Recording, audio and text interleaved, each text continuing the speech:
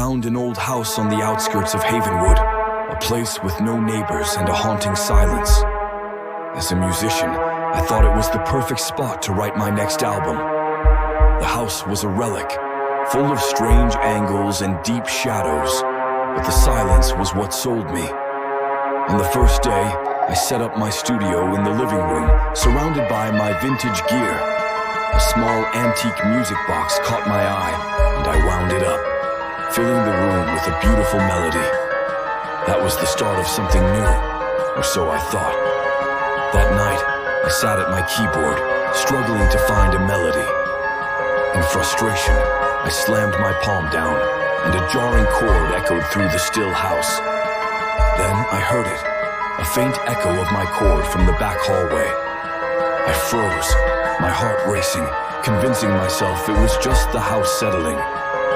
But the next morning, as I made coffee, I heard a second whistle from the cabinets above me.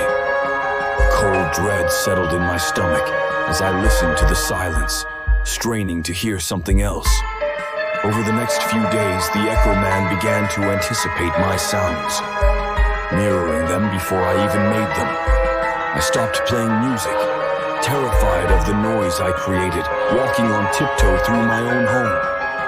The silence became my enemy, a prison of my own making. One night, I heard a single note from the piano, the same chord I had played before. He was no longer just echoing, he was creating, twisting my music against me. I had to fight back, to make the ultimate sound. I grabbed my vintage microphone and yelled, "I am not afraid." The response was overwhelming, a storm of noise echoing back at me. In that chaos, I surrendered, throwing the microphone at the piano, creating a single perfect note. Now, I'm in a new house, across the country, having sold all my equipment. I don't listen to music anymore. My life is a silent film. Sometimes I hear a single echo of a passing car, and I know he's still with me. Months passed, and I tried to start fresh, but the Echo Man followed me. I became hyper-vigilant, scanning my surroundings for phantom sounds. He began to distort sounds, turning laughter into mocking shrieks. I sought help, but the medication dulled my senses, making me more vulnerable. One afternoon, I heard a bird chirp, only to be met with a cacophony of echoes from nowhere. I ran, seeking true silence, wearing noise-canceling headphones constantly. But one evening, I heard a faint click from my keyboard, echoed from behind me. He was in control now, initiating sounds of his own.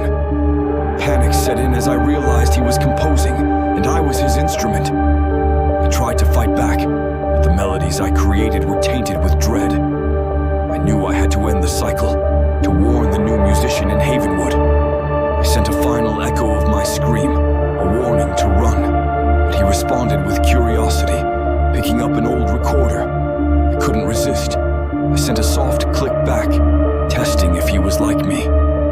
We began a duet, two lonely souls communicating through sound. But the entity within me grew restless, craving fear and sorrow. I had to give him a final lesson, a sound that would end everything. I sent him a melody of hope, then returned it as a silent echo. He felt the joy, but found no warmth, no one to share it with. In that silence, I ceased to exist, becoming the ultimate echo. But he chose silence, muting the microphone, living without sound. I felt him composing in silence, creating a new kind of music.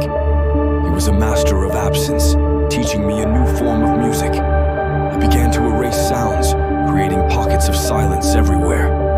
The world noticed, speaking of acoustic anomalies and ghost sounds. I became a god of silence, transcending my curse. But he felt my power, trying to fill the emptiness with music.